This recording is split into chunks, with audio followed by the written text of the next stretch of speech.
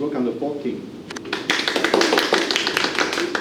Okay, hello everyone, we are Team 2, and today we're going to give our survey on foreign cultures. And today our dress code is a white t-shirt with black pants, long pants. So first is our table of contents. We'll first give a brief introduction, then we'll share our data analysis, then we'll give our experience sharing, and finally we'll give a small conclusion. So first is our introduction. Our survey is mainly about culture, and we've divided it into 5 parts: food, festivals, social norms, education systems, and values and beliefs. So now let's welcome Jack, and he'll introduce the next part. First, we will talk about the personal information investigation. We have 4 questions here. First one, we asked about their gender. So we have 53.3% of female respondents and 46.7% of male respondents. As for age, we have 3 people aged between 18 to 22, and 6 of them were 22 to 24, and 2 of them were above 24. And for the other 3, we only know they were studying in a master program here in NCCU. Next, we asked about their nationality. So we first divide them into 5 groups, which represent 5 continents. So we have 35.7% of respondents from Europe and America, and 21.4% from Asia, and 7.1% from Africa. So we have 3 people from the United States, 2 from Honduras, 1 from Spain, France, and Poland, Austria, and we have also 1 here from Luxembourg, and 1 here in South Africa, Kingdom of Eswatini, 1 from Thailand, 1 from Macau, and Hong Kong. Next, we asked about the food culture. So we have investigated 5 questions in this part. First, we asked about their eating habits. So in Asia, they usually have like people from Thailand and Hong Kong and Macau usually have bread for the breakfast. And one thing special about Hong Kong's breakfast diet is that they would have something called Shang Mai for their traditional breakfast. In Hong Kong, they also have a tea restaurant for their lunch or dinner. And in Africa, they have something called corn flour, and they use corn flour to make it into corn mush as a breakfast. And because in their country they usually raise their own livestock or grow their own plants, so they would just cook by themselves. And next one is US.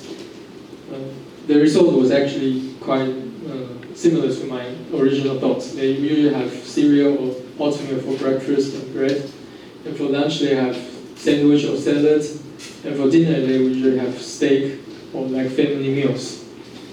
And if they are in a hurry or they don't want to cook by themselves, they will just order fast food. And similar in the US, Europe you also have bread for breakfast and sandwich for breakfast. And one thing worth noticing is that in the United States they will slide the sandwich into half, but in Europe they don't do so. Yeah, they would usually have another cup of coffee for their breakfast. And for lunch, they would have things like salads. And for dinner, they would also cook at home by themselves. And next, we asked about their dining etiquette in their countries. So some interesting respondents, like here in Honduras, they don't put their elbow on the table when they are eating. And from Europe, they hate burping. Like a lot of European respondents told us that they are annoyed by the behavior of burping here in Asia. And in the United States, they have tipping culture, which we will also mention later. And next, we asked whether the interviewee thinks their country's eating habit is healthier than Taiwan. People from the United States and Thailand say they think the Taiwanese eating diet is healthier, because in US a lot of them just eat fast food, and obesity is a nationwide healthy issues. And in Thailand, they think that their culture's food diets usually add more spices, so it's more salty or flavor. And people from Macau, Eswatini, and Europe, on the other hand, thinks the country's eating habit is healthier than Taiwan. For example, from Macau, they think Taiwanese food are usually more oily or salty. And people from Eswatini, because they raise their own food, so they think it is more healthy, which those food we would consider a organic food here in Taiwan, actually. And in Europe, because they have so-called Mediterranean dieting, so they also think their country's food culture is healthier than Taiwan. And also they all mention that Taiwanese have a lot of fried food, and which is not healthy. The next question we ask whether what kind of food would foreigners shocked or scared of. So almost all of them mentioned about the smell of stinky tofu, and the name and the taste of the pig blood cake, and the look of the chicken feet. And here the tables summarize some of the similarity and differences. We have similar dining time to Eswatini. We have similar dining time dishes to Hong Kong. On the other hand, we have a few differences. Include different dining time to US and Europe. Like in US, they would eat their lunch. They would also eat their lunch between 2 and 4 in the afternoon. But here in Taiwan, you can hardly find a restaurant in that time. And in Eswatini, they sometimes would eat on the ground, which would not happen here in Taiwan. And next, I will pass my control panel to Eric, and he will talk about our survey on the festival.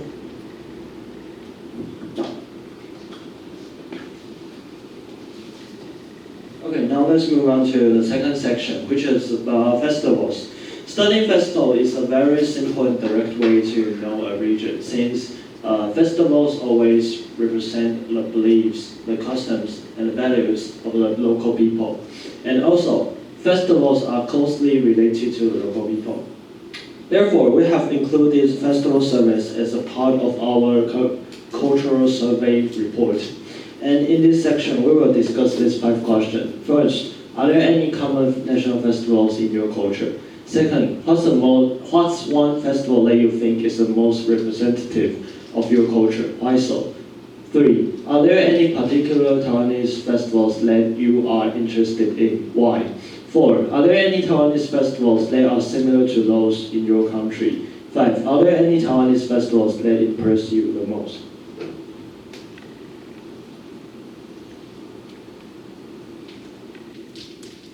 Okay, the first question is about common festivals. In this question, 41.2% of the respondents answer festivals related to a church, such as those festivals like Christmas or Easter.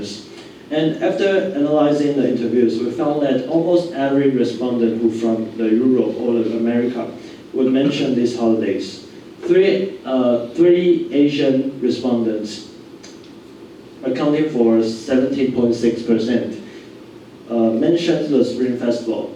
In addition, 23.5% of the students mentioned their home country's national holiday, and 17.6% mentioned special festivals. And these 2 parts, we will analyze these 2 parts in the subsequent questions. The second question asks about the most representative festivals in different countries. Respondents who mentioned their own country's national day or their own country's special holiday gives the same answer in this question too. Some unique examples include Semana Santa in Spain, Incola and Langkawi dance in Kingdom of Eswatini, Krampus Day in Austria, and Songkran in Thailand. Although these festivals have different ways of celebration and different customs, most of them have similar meanings, like the Bastille Day in France and the Independence Day in Honduras Both commemorate the spirit of revolutionary martyrs. We will explore this finding more deeply in the next question. Okay. Next, we will focus on 3 questions that delve into their experiences in Taiwan. First, we asked them which Taiwanese festivals they were most interested in. The festivals that most people would express their interest in is the Lantern Festival. And the main reason is that they consider the decorations and the customs of releasing sky lanterns to make a wish is very attractive. Some unique responses, including those who were interested in the Dajia pilgrimage or the Peace Memorial Day. We were surprised to find that the Qingming Festival is on the top 3 popular festivals they were interested in. And because many of them found the tomb sweeping ceremony of the Qingming Festival is a very special way to honor our ancestors, and I think this is very fascinating. In the next question, we delve deeper into our findings from the second question about how different customs and different ways of celebrations for the same thing. We asked the interviewees if there were any similar festivals between Taiwan and their home countries. And surprisingly, we found that almost every country has similar festivals, and many of them are related to different aspects. For example, Taiwan's Tomb Sweeping Day, known as Qingming Festival, is very similar to Spain's All Saints Day, where people clean and decorate the graves of their ancestors and gather together. And one of our respondents who from Austria thought that the Christmas Eve in Austria is very similar to the Lantern Festival in Taiwan because both emphasizing reunion and spending times with families. We think this is very interesting as similar rituals and concepts appear in different regions. Okay. Finally, we try to ask the interviewees about their personal experience in Taiwanese festivals. Since most of the interviewees had not personally experienced Taiwanese festivals, we get relatively few answers in these questions. Among them, we found 4 particularly interesting answers. First, an interviewee from Macau thought that Taiwanese barbecue customs during the Mid-Autumn Festival is very interesting. Second, an interviewee from Honduras thought that Taiwan has incredible numbers of festivals and holidays since they only have 3 holidays in their countries. Third, an interviewee from Hong Kong found it interesting that Taiwan has so many different commemorative holidays, such as commemorative holidays for earthquake or for the transaction of the politics. Finally, an interviewee from the United States that had some difficulty finding food to eat during consecutive holidays in Taiwan. Okay, these are our interviews and analysis of the festival-related questions. And in the next part, we will introduce the social norms investigation. And Vanessa is the person who look after it. So let's welcome Vanessa. Okay, now I'm going to introduce our investigations of the social norms. We think that foreign students' social norms can reflect their culture and background, and we think it's really important to be fully prepared to not offend them if we ever visit their country. So we divided this part into 3 questions. First, these 3 taboos or superstitions in your culture that you think are the most interesting or dumb. 2, is there any offensive behavior foreigners often do in your culture? And 3, what are some of the most iconic or annoying stereotypes about your culture? So first is the question about taboos and superstitions. About 41.9% of the answers are related to luck, such as the most common ones are like they think the number 13 is unlucky, or they think that if you see a black cat that crosses the street, it means it also represents bad luck. And more special answers is an interviewee from Thailand thinks that you cannot say anything offensive in natural places. In fear of angering the natural spirits they believe that live there. 25.8% of the answers are related to manners, such as like no pointing, or they think that pointing burping is rude. And interviewee from Poland thinks that if you put shoes on the table, it means that your family will fight. And 16.1% of the answers are related to eating, such as no politics during meals, or you cannot put your chopsticks in your bowl. And 9.7% are related to religion, such as if you serve in a ministry in Eswatini, you cannot attend a funeral. Finally, 6.5% are related to love, such as an interview from Poland says, if you sit in the corner of a table, it means that you'll be single forever. The next question is about offensive behaviors. 58.8% are related to manners. The more common ones are like no swearing or like not tipping or burping is rude. And a special answer from Poland is that they think that this gesture is a really rude gesture.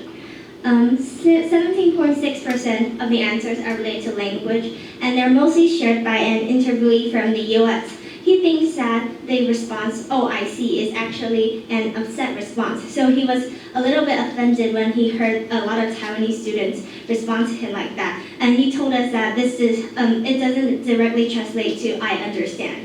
So I was really shocked by this answer. And 23.5% are special answers, such as interviewee from Thailand thinks that people tend to look down on Thai women because of the sex occupations, or an interviewee from Hong Kong thinks that Western foreigners tend to think that Hong Kong women are easy to get. So finally is a question about the stereotypes of different cultures. Because there are many, I will just share a few of them. Such as some of the stereotypes in the US, they think that they always use the red Solo cups, and they also have yellow school buses, or they dress really poorly. And stereotype in Hong Kong is that non-Hong Kong people tend to think that Cantonese is really disgusting.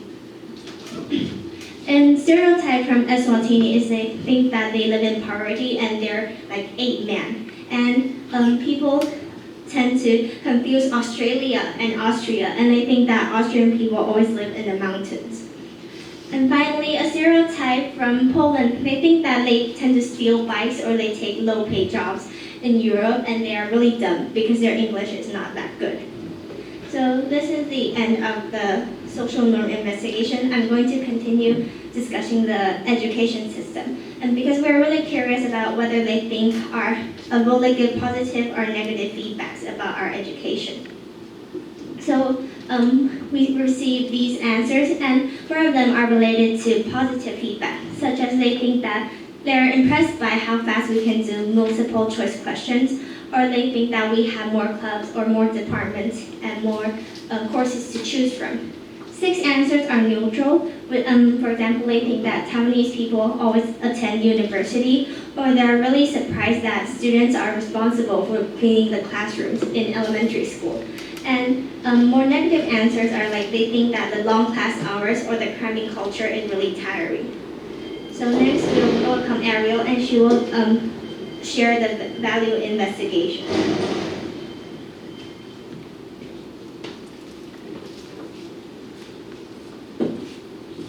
Okay, I will be introducing our last part of the interview, the value investigation. We think that one of the fastest ways to learn about a culture is to know more about its value and how people think. So from their social values, we get to know the general atmosphere of their countries, and we can also try to understand the reasons behind all those values. And that's the reason why we prepare 4 questions about values, which is the first one, in what way would one be considered a successful figure in your culture? Second, are people in general more individualistic or collectivistic in your culture? And 3, do people in general show their affection in public or not? Do they kiss or hug in front of other people? And 4, is there a big discrepancy between the female and male rights in your culture? This is the first question, and it's asking whether how one would be considered a successful figure in their culture. And from this question, we have more than 1 responses from each interviewee. From this graph, we can see that most people think that being financially secure is the most important point to become a successful figure in most cultures, and so is being famous and being rich. Also, having a family and happy is also on the list. From this question, I found a very special answer, and that's from a Spanish student, which answered, don't end up in jail. The second question we are asking is whether they consider the country an individualistic one or a collectivistic one. And we got 71.4% of the foreign students answering individualistic. For example, Americans say that most of their students in their country are more likely to care more about themselves. And meanwhile, that there are 21.4% consider their country as a collectivistic one. For example, Honduras say that they have a lot of family gatherings and group activities. There's only one person who is answering the question as it depends, and it's from a Polish student. She said it depends due to the unstable political situation in her country. The third question is whether people show affection in their public or not, and the answers are 7 yeses and 7 nos. From the yeses, it says that showing affection in public is actually a way to show passion to people in Honduras. And in Spain, people even kiss strangers, and it's not even a strange thing to do so. As for the opposite side, people might feel awkward and disgusting if you show too much affection in the public in Poland, and in Thailand, that most old people think that it's somehow conservative. In the Kingdom of Eswatini, it's even taboo to do so. The last question of the whole interview is whether there's a big discrepancy between the two genders in their cultures. And our answers are 6 yeses, 2 nos, and 6 response. It depends. Most countries consider their female rights are quite low, especially at the working area. In some countries, there isn't no female maternity leaves and abortion rights. Meanwhile, women in Luxembourg actually make more money than women, and in Spain, it even got social protection especially for women. And as for it depends, some say women actually dominate in some special aspects. And for example, in Macau, they say that in the old generation, actually they think males should get more power, while in the young generation, they think 2 genders should be more equal. And now we will be sharing our experiences. So I will first talk about 3 things I've learned through this project. First, I will have to be open-minded when I'm conducting the survey with people from different cultures. And sometimes their values or beliefs might be different from yours. So you will have to be open-minded in order to understand why they think so. And next one, through the project, I have raised my cultural literacy. And since during the festival parts, we have to know, or we would have a chance to know what are the festivals in their countries. And the third one is, after the research, I would have to reflect on our own culture and think about why people from other countries would have different thoughts, and would it be better if we can adopt their ideas or our notion in our, the original notion in our countries is actually better than theirs. So this was a paradigm shifting experience throughout this interview. Okay, I found this report to be very interesting, and I have learned a lot of new things due to this report. And what impressed me the most is that I have a lot of new insights into Hong Kong, such that the Hong Kong people consider themselves as the most impolite people on the earth. Or the Hong Kong's official holiday covers both Eastern traditional holidays and Western traditional holidays. Thanks to this report, I was able to step out my comfort zone and learn to open my mind to get to know other people from around the world. After completing this report, I have gained a lot, and I hope to continue to maintain this curiosity and interact with people from other countries in the future. Next is my experience sharing. I think that it's really interesting to know about the different cultures. I think it's especially special when they give an unexpected answers to our question. And I think that this activity gave me the courage to speak up to foreign students and ask them to do an interview. And I think this is a really cool experience. Okay, the last experience sharing will be mine. I think through this interview, I learned more about the backgrounds, the cultures, and the countries of the foreign students and how they think about my culture, which is the Taiwanese culture. During the talks with them, I found that actually all of them are very nice and passionate, and they are very willing to help us with our project and are very willing to share their experiences with us. I learned many things that I used to don't know, and I even broke some of my stereotypes that I used to have. Okay, next up is going to be our observation. So after conducting research, we found that the dietary habits varies a lot from Eastern and Western culture. Among these differences, however, we found that one thing was the same. Foreigners do not like stinky tofu. Next is about observation about festivals. By analyzing those interviews, we found that there are lots of similarity between humans. Perhaps we are separated by language barriers and geographical limitations, but in terms of emotions and instinct, perhaps all of the human are all the same. And next is our observation of education. When it comes to Taiwan's education system, students from Western countries are shocked by long hours of studying, while the students from Eastern countries think that Taiwan is actually more about studying. We also have clubs, or we also have a lot of non-class related activities. As for the value observation from the question above about the showing affection in public or not, we can see that most Western countries are more likely to express their feelings, while all of the Eastern countries don't. But when it comes to the women's rights, most countries are still struggling with it. And this is our conclusion, which is the last part of our presentation. From some questions above, in our interview, we can distinguish between Eastern and Western countries, such as their opinions on Taiwanese education systems and the differences in values. So we can actually conclude that Western countries are more open and free, while Eastern countries appear to be more restricted and introverted. However, main topics reflect that there are still many similarities between cultures and cultures, such as the concepts of holidays, the definition of successful people, and impressions of Taiwanese culture.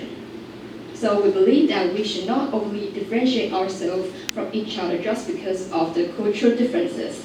In fact, we think that at the most fundamental level, that everyone is quite similar.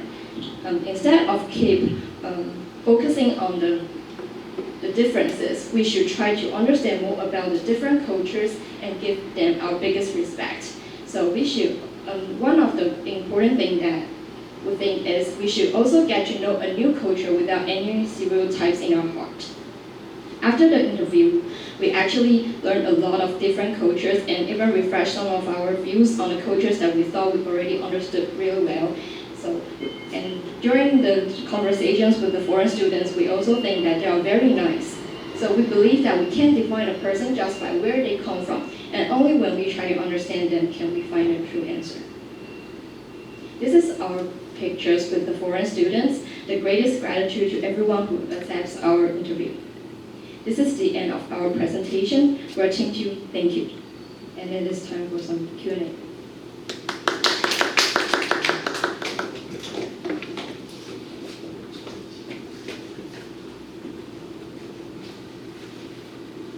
Right, so can we start with any questions or comments?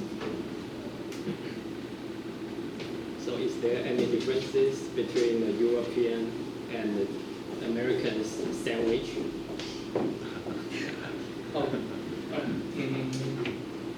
Like in US, they would slice the sandwich into half. Yes, besides that.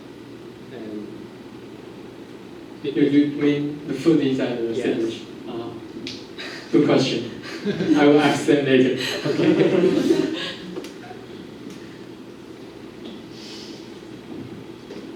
I have a question about the, I think it's the body language. I think you mentioned that, so in Poland, this hand gesture is offensive. So what does it mean in their culture? In this way, it's okay. This is way is like yay, but this way is, I mean that it means like, can I say the F word, like Oh, F really? off. Oh. Yeah. So if you do this and you point this You to show others. this to other people, it means that you Oh, F. Yeah. okay. That's good. Thank you. So any others? Yes. Right here. How about Henry? Any question or comment? Please. I think the question is very interesting. Like they asked for students that while they're thinking of their food is healthier or Taiwanese food is healthier. This is, I think, it's a very interesting question. And that's the thing. Seems good. Thank you for the comment. So any others? You mentioned that I think the European and the American people are more individualist than compared to Taiwan is more like collective. Did they mention why it will happen?